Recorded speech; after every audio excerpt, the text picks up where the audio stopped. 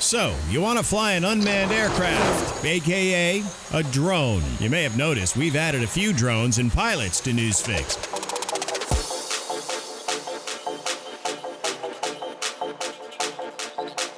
We had a lot of things to learn before we could take to the sky, so we thought you might have some questions for us. Our pilots took online classes and studied until their heads hurt. Others are earning their wings in classes like those being offered at the University of Houston. I saw this explosion of drones being used and people just going out and purchasing drones and flying them without really understanding all of the rules, regulations, and even the ethics behind flying using flying cameras. First thing, are you going to be flying for fun or trying to make some cash? If flying for fun, you do not have to register your drone. You also do not need a license. However, you still have some rules to follow. I think the most important rule is always to keep it in line of sight. So you should at all times be able to see your drone in the air.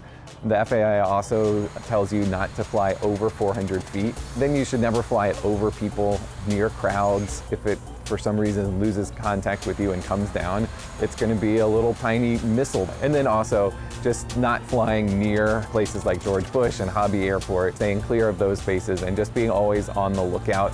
If flying for business, you must register your drone with the FAA. Don't worry, it only costs $5. You must also pass an FAA knowledge test to receive your remote pilot's license. There is a fee to take the test, $150.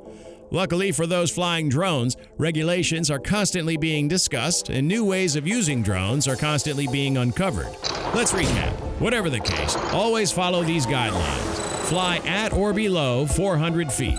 Be aware of airspace requirements and restrictions. Stay away from surrounding obstacles. Keep your drone within sight. Never fly near other aircraft, especially near airports. Don't fly at night. Still, with all these rules, let's remember that flying a drone can still be a lot of fun. For me, I enjoy every time I go out and fly. It's a fun thing to do, and so it is. It's absolutely a much more interesting and enjoyable way often to tell those stories when you're able to get up in the air. To make it a little easier, we have a full list of resources and links on CW39.com to get you safely off the ground.